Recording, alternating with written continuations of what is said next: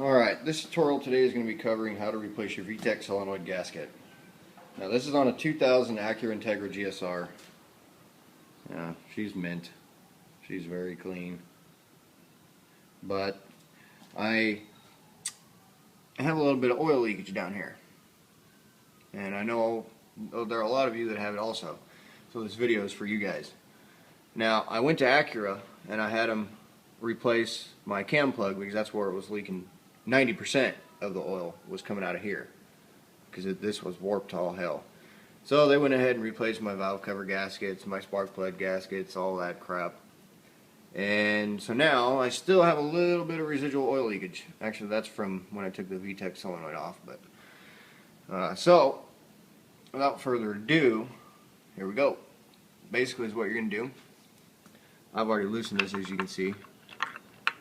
So there's going to be a bolt here, there's going to be a bolt back here, and then there's going to be a bolt right down, where's my finger, there it is, right down here. I left that bolt out, but for this, all you basically do is you take out these three bolts, and this entire housing here just pops right out. So I will actually show you what I'm talking about. Take that bolt out.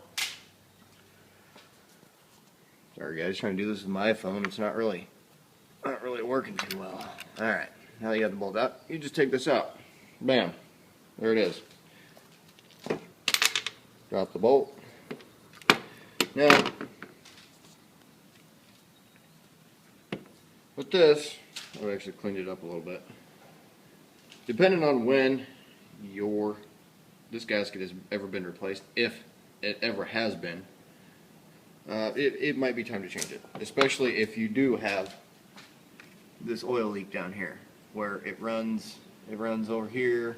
Mine accumulates right here and goes down here and goes. Yeah, it's a big mess. Well, it was. But this is basically what it'll look like when you have it off. You want to clean this face as best you can. Try not to get anything in here, as you don't want any debris in there. Yeah, so. But the new gasket is about, well, I paid 29 bucks for this from Acura, which I only put OEM stuff in my car. Since it's mint, I only put OEM stuff, except for my NGKs and my NGK Iridiums. But other than that, basically, take out your old gasket. Sorry guys, the quality's kind of crap. And put this into your, I'm going to set the camera down. Basically, you just put it in there.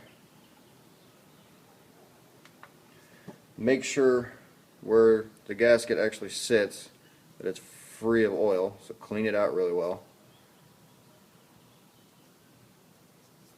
Just so you don't get any residual leakage when you put this back on. Once that's cleaned out,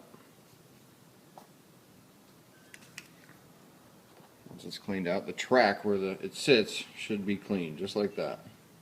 So now, put the phone down again. Sorry guys, I need to invest in an actual camera. Basically, you just put the new gasket in. It'll seat right in there.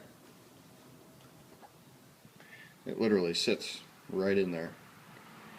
And that's it. Basically just bolt it back up.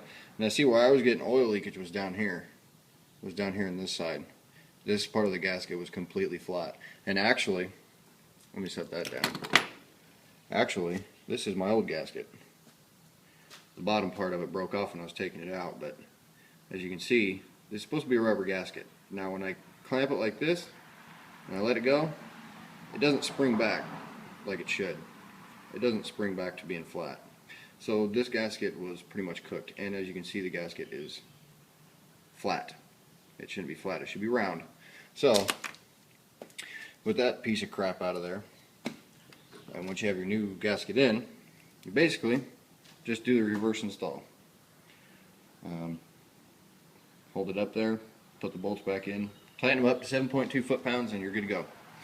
I know this wasn't a very specific detailed tutorial. I didn't really have a great camera because I have to hold the phone. I didn't have anybody here with me.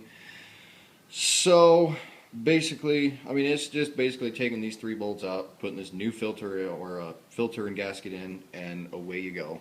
Bolt it back up. All you gotta do is bolt it back up and you're ready to go.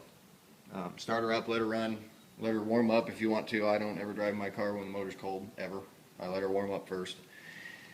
And then take her on the block and hit VTEC and get that oil circulating through there. But other than that, guys, that's pretty much it. I mean, it's pretty straightforward.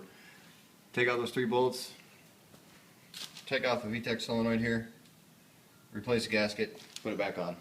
So, and like I said, this is for the people that have the oil leakage right here. First, I would recommend looking right here. If you actually look down in here, right here, above where this bolt goes in, if you look right here, and you ever see that this is wet with oil, it's mainly going to be your exhaust cam plug that's leaking. So you want to get that replaced. If it's leaking in the back, it's going to be your intake cam seal. So you're going to want to get either, if not both of those, replaced. And if it still leaks after you get it replaced, then replace the VTEC solenoid gasket. Like I said, I've had the entire top of the head regasketed, so it's good to go. This was my last ditch effort because I still have a tiny little bit of residual oil coming out whenever I drive it. It takes about 3 weeks for some to come out, but it's still enough that this was probably the culprit. So, and it's not enough to be enough to actually condone it to be the intake cam seal. So, did that. Basically, yeah, that's it. So, this is for people with the Honda motors, preferably the dual overhead cam VTECs, with the oil leakage down here, where it collects down here. It's going to be, yeah, see, I'm starting to get some there because it's coming out. And you want to plug this up down here with a rag or something because the oil will come out of here. And but yeah, that's it. So once again, sorry guys for the crappy quality and the movement of the camera. I don't have a camera really. This is an iPhone 5. So all right, enjoy.